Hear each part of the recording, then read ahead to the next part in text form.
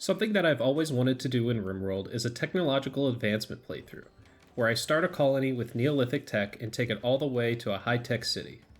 While possible in vanilla, the permanent penalty to research when you start as a tribal colony always discouraged me. Enter the Tech Advancing mod. This allows you to advance through the ages, removing the research penalties as your colony completes research.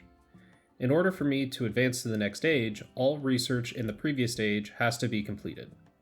This video will be the first 100 days of the colony Grey Pond as we try to advance from a Neolithic tribe to a Glitterworld tech utopia. Let's meet our starting colonists. Up first is White. High melee, planting, and social skill, he'll be the leader of the colony, as well as its primary melee fighter. Next is Grey. With extremely high construction, medical, and crafting, she'll be the primary doctor and builder of the group. Then Mantis, the primary cook of the group, as well as helping with constructing and planting. Next up is Marullo. He'll be the primary hunter of the group, as well as directing mining operations and assisting with other mundane tasks. Last and possibly most importantly is Bonzo. He'll be the dedicated researcher of the group, and is pretty mid or awful at just about everything else. He's the major key to making sure this colony actually advances through the tech tree at a decent speed. As for our ideologian, I went for a fluid ideology, starting with a pretty basic collectivist meme. I'm hoping that as we progress, this will evolve into something far more interesting later. As we get into the map, priority number 1 is food and shelter. Thankfully, we have tents, so I set up an area for eating and socializing around the tents, as well as a growing zone for rice along the river. The pemmican is going to run out quickly, so the rice is crucial. In the interest of not dying, I also set up a small growing zone for Healroot, the importance of which is instantly made apparent as White and Grey get into a social fight. On day 2, I realized that the pemmican is not going to last until the first rice harvest, so we'll have to figure out food day to day with Marullo hunting. Given the spoilage rate of meat, I'm trying to keep from overhunting the area as well.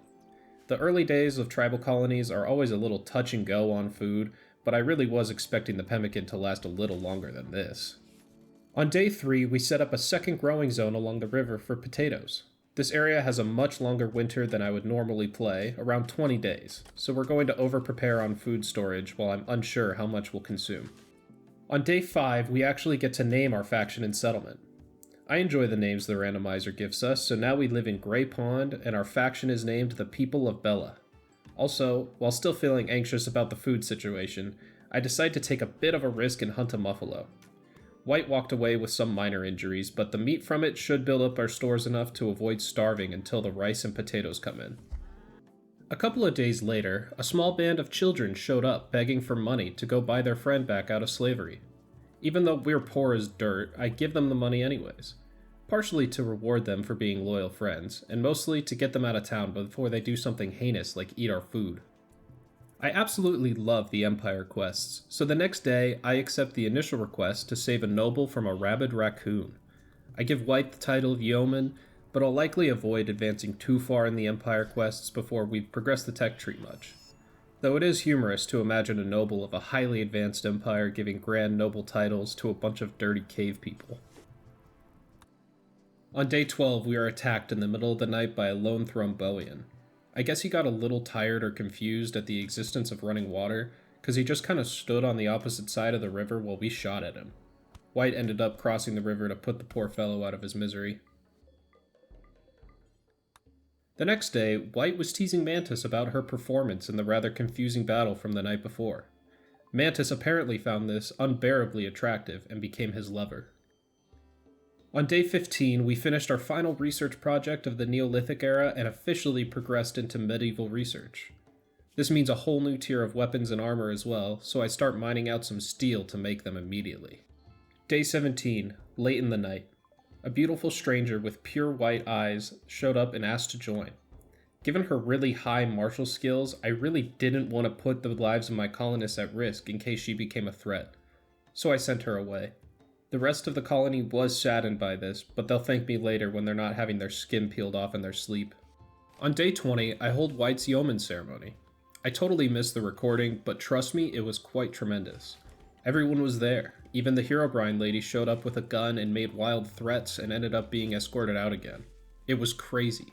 A few days later, I decided to start designing a more permanent base, starting with a throne room for White.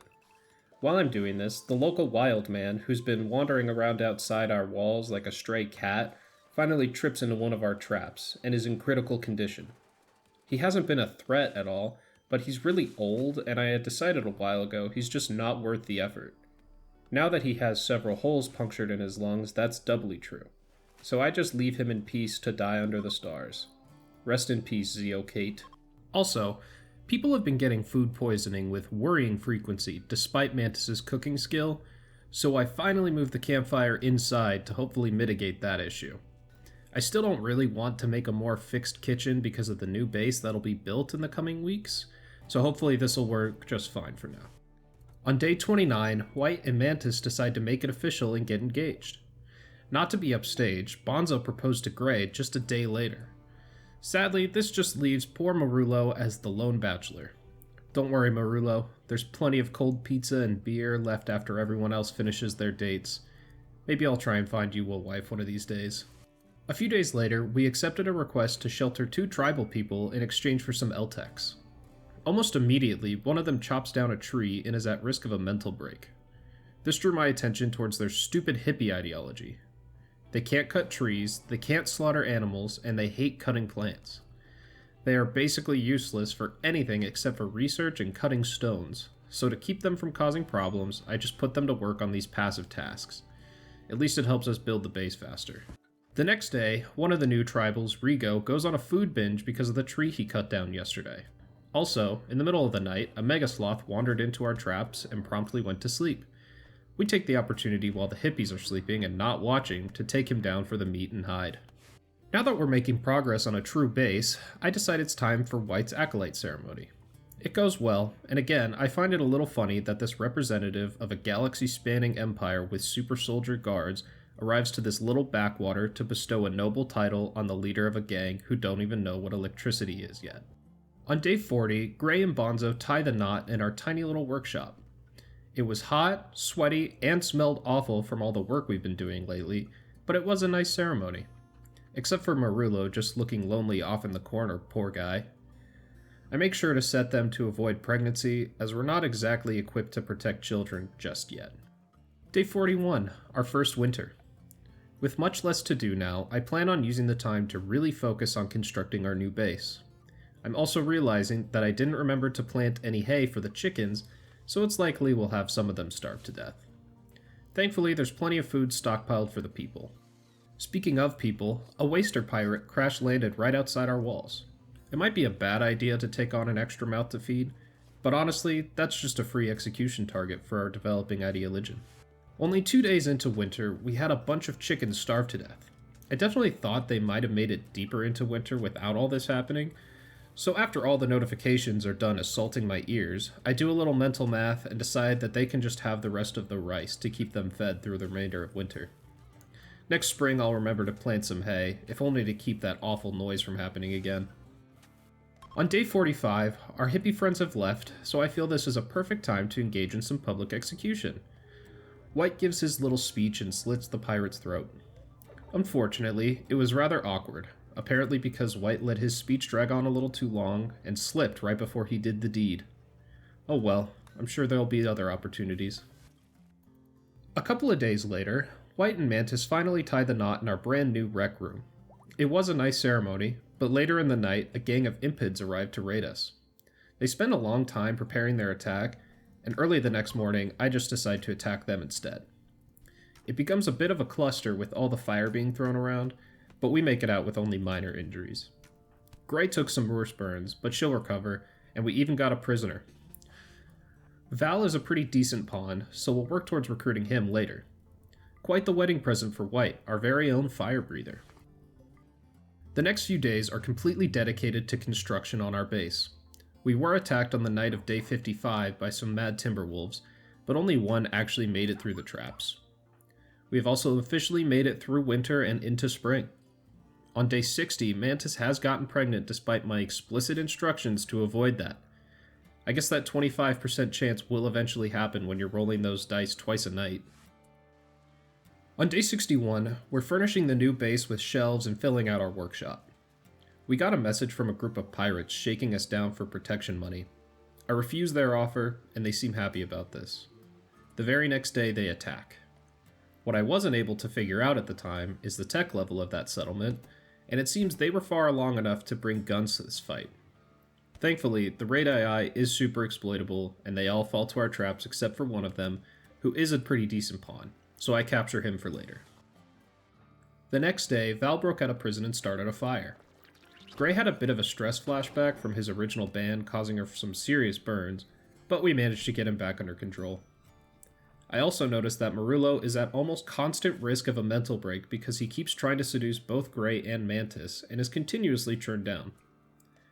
I'm not sure why he keeps hitting on the married women, but I did hear in one of Hazor's more recent videos that there's always one dedicated incel in each colony. Sorry it had to be you, Marullo. It would have made more sense to be Bonzo. When it rains, it pours, and on day 64, I realized a possibly fatal mistake I made. I was storing the fertilized eggs with the rest of the food. They all hatched at once, and the newly born chicks ate the entirety of our remaining potato store, and all of our meals. As revenge, I have Mantis cook all of the remaining eggs into meals immediately and start storing fertilized eggs elsewhere. We're now in danger of starving till the next harvest, so it's gonna be touch and go for a bit. On day 68, my salvation came in the form of our potato harvest. Also, we're getting raided by impids again. I fight them off in the river and continue our harvest, just to be glad to be rid of the food shortage. I noticed later that Bonzo was walking around close to bleeding out, and I make the judgment that everyone is happy and stress-free because they're too stupid to realize anything is wrong. The next day, I get the notification that Squirrel 1 has returned to the wild. I had honestly completely forgotten about him in the food shortage, but I hope he lives well. A few days later, on day 71, I got a request to deliver 13 shivs for a ton of honor, so I obviously accept. Also, once again, Marullo is at major risk of a mental break because he tipped his fedora a little too hard at Mantis again and she rejected him. No one wants the nice guy, only the Chad Empire noble and the savant researcher. On day 74, Marullo is upset again, this time because he doesn't have air conditioning. I'm not really sure how he knows what that is because we're still a medieval colony, but I'll get working on that shortly. On day 76, I send White and Gray off to deliver these shivs, and almost immediately after they left, we were raided by a group of Thromboians. Bonzo ended up taking a pretty rough shot right in the heart. But he should be fine, that kind of injury just builds character. The next day, White and Gray arrived and I realized that I forgot the shivs. So, I shamefully take the long walk home and will deliver them another time. On day 78, we finished our final research project in the medieval era, and I got straight to work researching electricity. Also, again, Marullo kept trying to seduce Mantis, while her husband is gone too. Absolutely devious work. Right as White and Gray return, Mantis goes into labor, so we all gather in their room for the birth. Some thugs offer us protection money again, and as much as I hate giving in to these demands, I really can't afford the threat right now, with Bonzo still recovering and Mantis in childbirth, so I pay them off. Thankfully, the decision paid off, as Mantis gave birth to a beautiful baby snail. I'm not really sure where they come up with these names, but I kinda love it. Welcome to the world, Snail. On day 82, a metal horror quite randomly cut its way out of Kamarov early in the morning. It wasn't the hardest thing to take out, but Gray took some injuries in the process. On a positive prisoner note, the very next day we successfully recruited Val.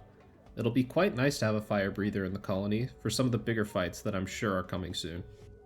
On day 86, we successfully converted Val to our ideologian, and then he and Marullo immediately get into a social fight. Marullo probably had some words to say about collectivism and his lack of a lover, something about no government-supplied girlfriend. Very typical of him. On day 88, a cougar snuck in and ate that random tamed raccoon that was wandering around. Can't say I'm too cut up about it, as my attention is really drawn to the mechanoid cluster that arrived just north of our walls. There is a countdown timer on its activation, so we'll have to go deal with it first thing in the morning. That next morning, Mantis, Marullo, and White were able to methodically take it down. White took enough injuries that he went down, but none of them are particularly serious, so he should be fine. A few days later, on day 93, a couple of tribal visitors arrive and very stupidly attack a bear, who ended up downing them both. I decided to take the relation hit and capture the younger for recruitment, but this ended up to be ill-advised, as not only did she almost immediately die from her wounds, but White did have to fight the bear and ended up with a pretty serious infection in his hand. So I spent the entirety of day 94 staring at White's health screen to make sure the infection didn't take him. On day 95, a combat supplier arrived, so I took the opportunity to offload some old junk weapons from raiders and pick up a new SMG. I also noticed that the Shiv quest was almost about to expire, so I just got rid of them. I shouldn't have screwed that up so badly, but oh well, at least we get something out of it. Also, an electrical fire started in the chicken coop, killing a few of our chickens. I feel I am learning a lot of things the hard way today, though that was more of an annoyance than anything. This week just keeps getting worse as we're raided by a group of Edekin in the middle of the night, coming from all directions. 2 die in the traps, but I fail to see the other 2 who came around the south wall. They were dealt with fine, but it didn't help that Mantis decided now would be a great time to protest her working conditions and destroy a bunch of furniture in her room. She also left poor baby Snail just sitting on the floor in the dining room, so I arrested her just to calm her down and get the basic needs dealt with. The next day we spend recovering. White went on a bit of a sad wander, which I get, because if my wife threw a tantrum and went into the psych ward for a night, I'd feel pretty upset as well. We let Mantis out and just left everyone to deal with their needs. Day 100 comes and it's another recovery day. Our Edekin prisoner got sick, which officially makes him more trouble than he's worth. So he's getting some more no-medicine doctor care in preparation for an execution the next day. Also, we've officially made it to our second winter. Over the last year and a half, we made it into the early industrial era, and are close to making our own guns and further securing the colony. There's a lot of cleaning to be done of the ridiculous amount of chicken corpses, human corpses, and everything else that's piled up over the last 100 days, which is a testament to how frantic this colony got for me between the raids and various little mistakes with big consequences, like the fertilized chicken eggs that hatched and ate my entire food store. I'm hoping the next 100 days are a little calmer, but I really enjoyed playing Grey Pond, and I hope you enjoyed watching. This was my first attempt at this style of video, but I hope to bring more in the future. Thanks for watching.